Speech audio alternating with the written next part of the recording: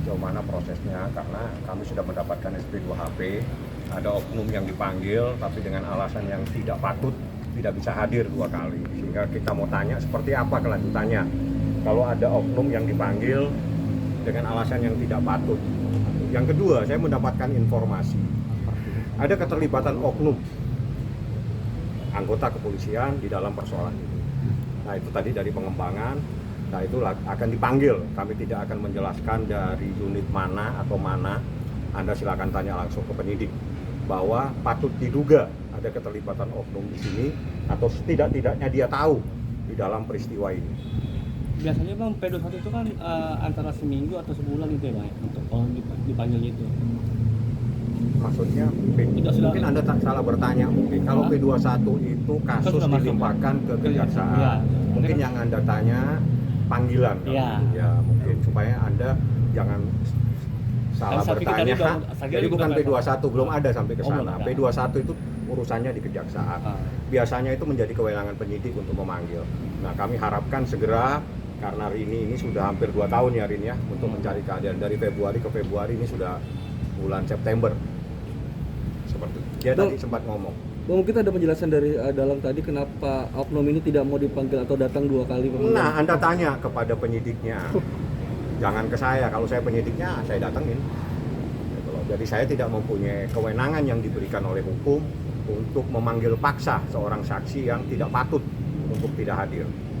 Seperti itu. Prosesnya masih berjalan.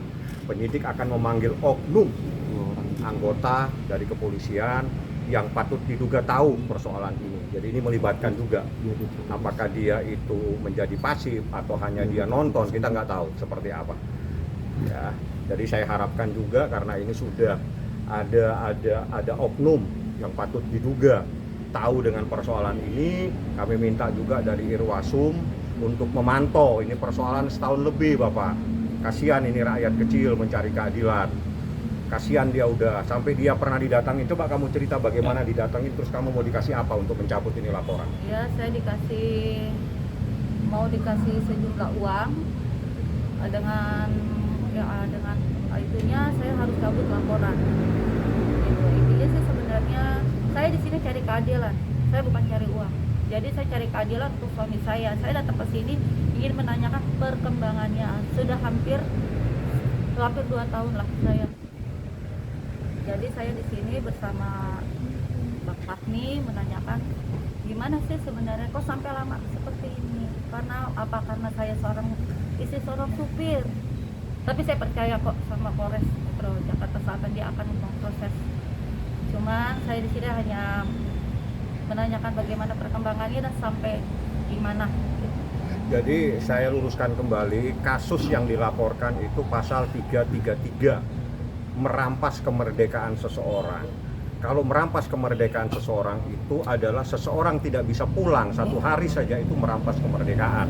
Tidak perlu dengan bukti-bukti yang lain.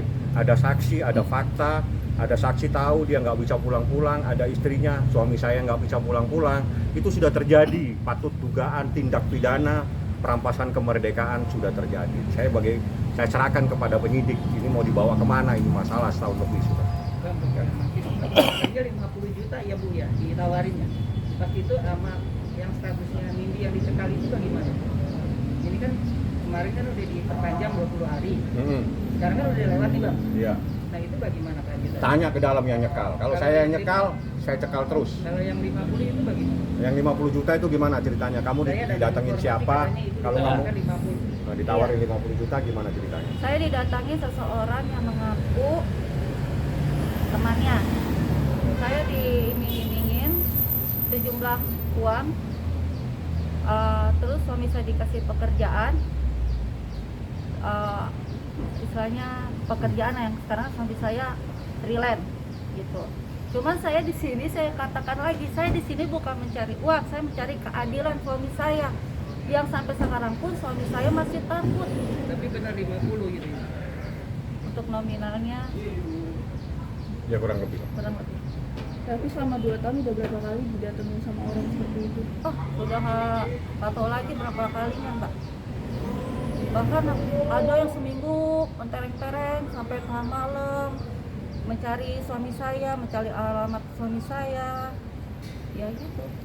Itu yang saya takutin dan keluarga, karena sekarang ya saya orang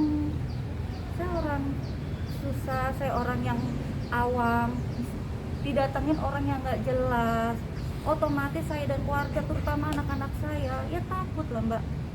Nggak mungkin kita berani atau gimana, namanya kita nggak kenal, apalagi mencari suami saya. Yang jelas-jelas suami saya itu pernah trauma dengan kejadian ini, ya seperti itu. Intinya di sini saya mencari keadilan, saya ingin mencari keadilan untuk suami saya. Banyak berubah suaminya, ditanya saya dia perubahannya seperti apa. Oh, iya. Karena setiap sore itu kadang sakit ya, error ya. Jujur ya, kalau sampai sekarang suami saya sering sakit kepala, sering. Kalau mungkin sakit kepala sehari, besok dua bulan atau 3 bulan nggak sakit lagi, ini mah hampir tiap sore sakit kepala. Dan masalah traumanya, dia didatengin, dia pergi kemana takutnya di ini, sampai sekarang masih jadi menghambat pekerjaan. Jujur, karena nanti kalau disuruh orang untuk pergi jauh ya suami saya nggak akan mau. Bukankah itu akan berpengaruh?